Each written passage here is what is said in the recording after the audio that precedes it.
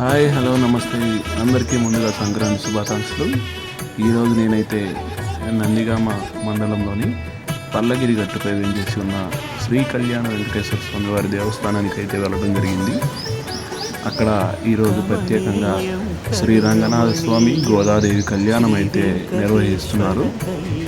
ఇక్కడ శ్రీ కళ్యాణ వెంకటేశ్వర స్వామి వారి దేవస్థానంలో ప్రతి సంవత్సరం కూడా శ్రీ గోదా కళ్యాణం అయితే చాలా అత్యంత వైభవపేతంగా నిర్వహించడం జరుగుతుంది.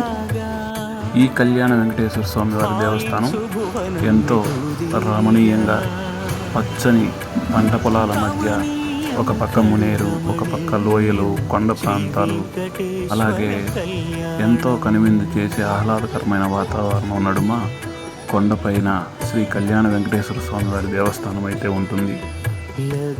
ఈ యొక్క కళ్యాణానికి ప్రతి సంవత్సరం కూడా తండోపతండాలుగా జనమైతే నందిగామ చుట్టుపక్కల మండల గ్రామ ప్రజలందరూ వస్తారు.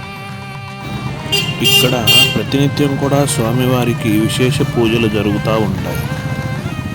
చూడండి, స్వామివారి ధ్వజారోహణం ఆకాశాన్ని అంటినట్లుగా ఎంతో చక్కగా ఉన్నది. ఇక్కడ కళ్యాణ వెంకటేశ్వర స్వామి వారిని చూపిస్తున్నాను, చూడండి కన్నులారా.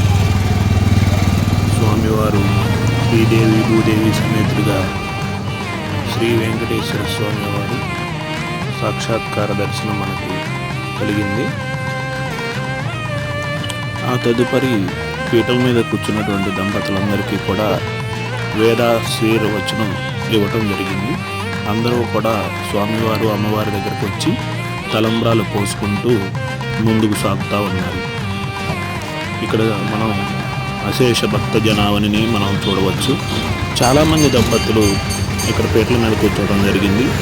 వారందరూ కూడా వచ్చి శ్రీ రంగనాథ స్వామి గోదాదేవికి తలంబ్రాలు అయితే సమర్పించడం జరుగుతుంది.